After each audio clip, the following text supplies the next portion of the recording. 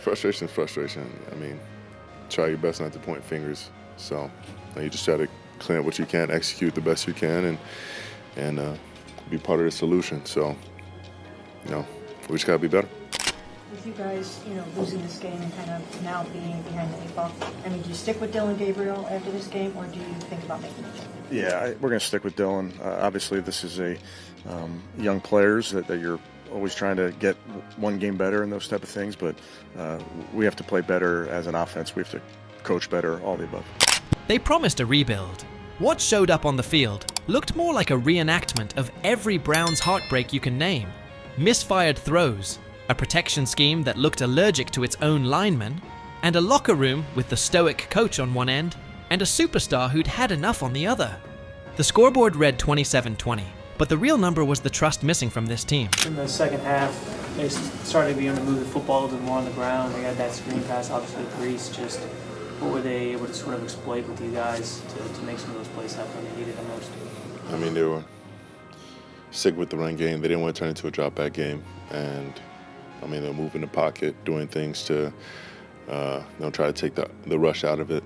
And I think just their commitment to it, kind of like Detroit did, trying to wear us down. And, they made the plays they needed to. It was a good call screen. I think we need to look at what happened to Karsh doing that, because I don't think it's legal what happened to him. This wasn't a bad day. It was a profile in dysfunction. The kind that leaves fans asking whether the rebuild was ever a plan at all. You could feel it from the opening drive. A team that spent months talking about progress still played like it had forgotten how to finish a phrase. On paper, the Jets weren't supposed to be the measuring stick. They'd been sputtering, losing players, and looking like a team begging for losses. What direction? My question. They were saying beginning of the year, end of the year. We should focus on it. We're still kind of winning. Lost in the line. Now we can figure that out. I'm all on board. They did it for you, did everything. I mean, it was that. They agreed. We still are in agreement on that. And we got to wrap into the win against the Jets. That does it. Instead, New York showed up hungry, and Cleveland handed them everything they needed wrapped in ribbon. Drops at crucial moments, penalties stacked on momentum, and protection that folded faster than a cheap lawn chair. By the time the fourth quarter arrived, this wasn't a lost football game. It was a textbook of organizational errors. Dillon Gabriel did what a rookie trying to grow sometimes does, flashes and flops in the same sentence. He finished with modest counting stats, enough to avoid the highlight reels, but nowhere near enough to silence the questions, while the pocket became a revolving door. The past 2 seasons, the Cleveland Browns are 5-21. They have won 5 out of their last 26 games. They have brought so much joy to opposing teams. Teams like the New York Jets, who are literally openly trying to tank. They traded their 2 best defensive players this week. They don't want to win. And the Browns still lost.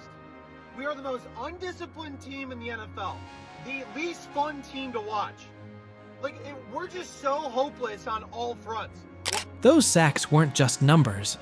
Every time Gabriel hit the turf, it looked like another vote of no confidence in an offense that couldn't find rhythm. If development was the goal, that night it felt stuck in traffic with no exit. Then came the fallout. The Browns will fire Kevin Stefanski, and this is why. I think their GM and their ownership came in and said that they have to be better than 3-14 this season, and I don't think they can be better than 3-14. We watched this game this weekend against the Jets, who are one of the worst teams in the National Football League. No disrespect to the Jets, but that's just the reality of what it is. And they couldn't even beat the Jets. Like, you look at the Browns, they're at a point where, yes, Dillon Gabriel had he had a completion high, game this weekend, but he threw the ball, I think, 45 times. Correction, he threw the ball 32 times, went 17 for 32, passed for 2 touchdowns, but he only had 173 yards.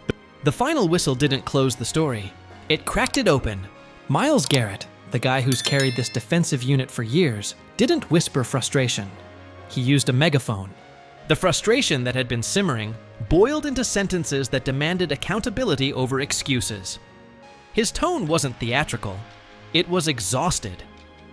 When a star who lives for winning starts sounding like someone forced to explain losing for the 1,000th time, you're not witnessing a locker room argument. You're watching belief collapse in real time. Does the loss diminish anything like performance today at all? I would throw the whole performance away for a win. I'm frustrated. I want to win. I don't care how much time is on the clock. They got their starters in. There's a chance we can win. I want to be a part of that. I don't care how dire the situation looks. And Kevin Stefanski?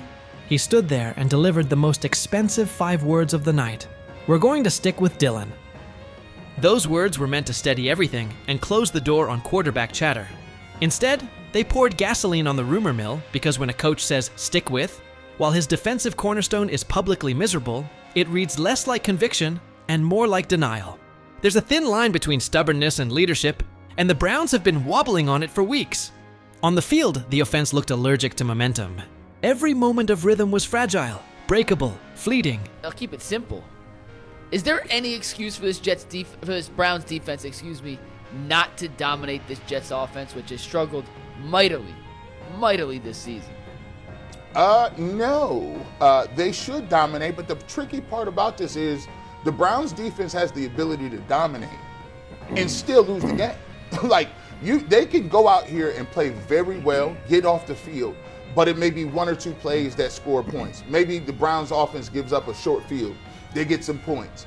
Maybe there's a turnover that ends up in points. But you had a safety, and we almost had a pick 6 last game. 1 misread, 1 penalty, 1 jump offside, and the entire drive collapsed. The Jets weren't brilliant, they were patient. They committed to grinding the clock, taking short fields, turning Cleveland's mistakes into points. Losing happens. This looked like surrender. Garrett's frustrations weren't about scheme. They were about philosophy. Blow up the whole damn organization. Fire everyone. It's over. Losing to the New York Jets, of all teams in the National Football, when you had 2 weeks to prepare. We're coming off a bye. What did you do on the bye week? What was the conversation? Speeches, which is against my job description. I have to get on here and speak about it. What do you even say after a loss like that? I was not in the mindset that I'd have to be making a video right now about a loss today. It's the New York Jets. The team just blew up their whole team on trade deadline day, and then they beat us. We had a bye. The trust the process pitch has been fed to fans for years, but at some point, the process has to produce results. When it doesn't, and your defensive anchor calls it out, you don't have a culture. You have a warning siren blaring from inside your own locker room. Stefanski should not have a football job today, but he still does. I don't understand it.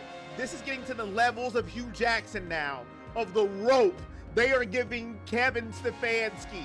Yes, he did win multiple games with 5 different quarterbacks in 2023. But now he's like 5-24 since then. He can't win a football game. He can't pick a quarterback. He has a quarterback that might be good at the game of football that was drafted with little Dillon Gabriel, but he... This isn't about one quote or one quarterback. It's about the internal belief system cracking.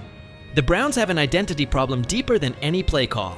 The defense, when engaged, can still punish teams, but complementary football doesn't exist when the offense hands the opponent short fields and special teams invent new ways to self-destruct. Discipline evaporated in the worst moments.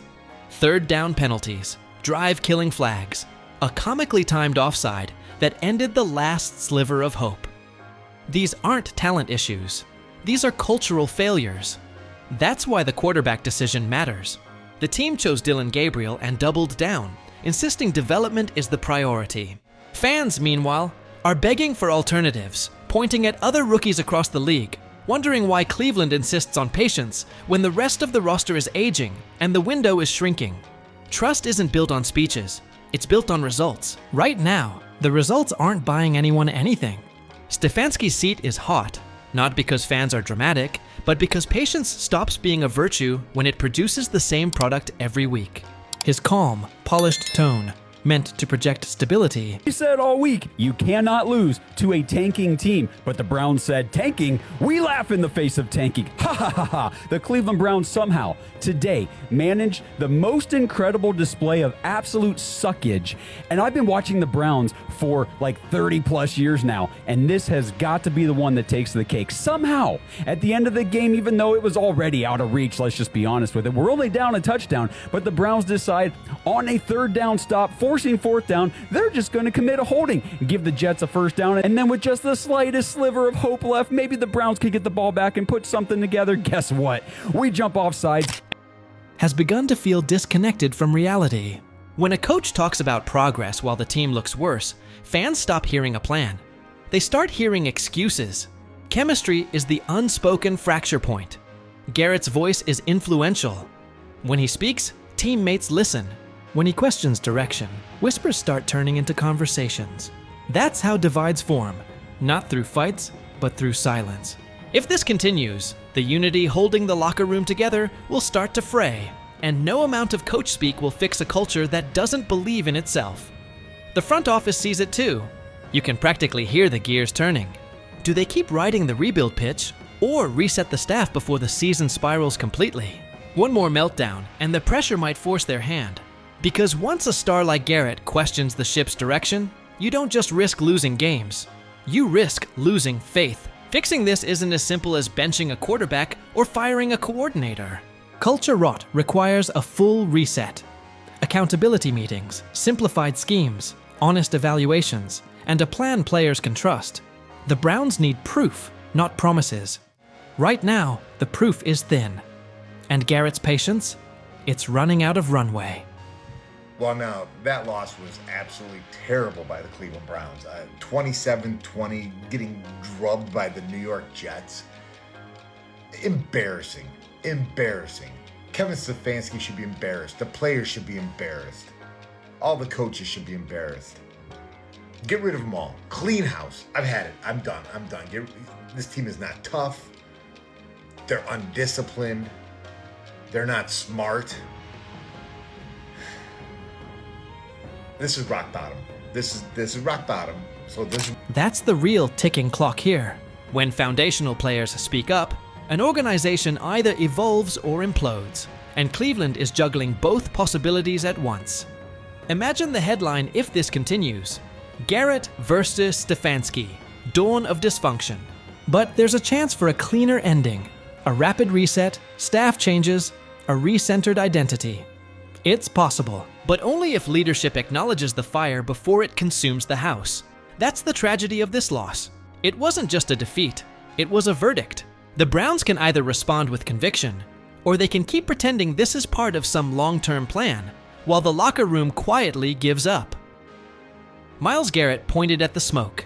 Now Cleveland has a choice: put out the fire, or watch the season turn into another chapter of the same story fans have been forced to read for decades. They're not even trying to hide it. They traded Sauce Gardner. They traded Quinnen Williams. And we were only a 2.5-point favorite against them, which I thought was a shocking thing. I thought we should have been a way bigger favorite over them. I guess I'm the stupid one because we come out here and lose to the Jets. Like, come on. Listen, there was a lot of things that annoyed me about this game. Special teams, horrendous. Bubba Ventrone needs to go. But it doesn't get any worse than how do we get to the end of the game and we really fall for that bait to jump offside?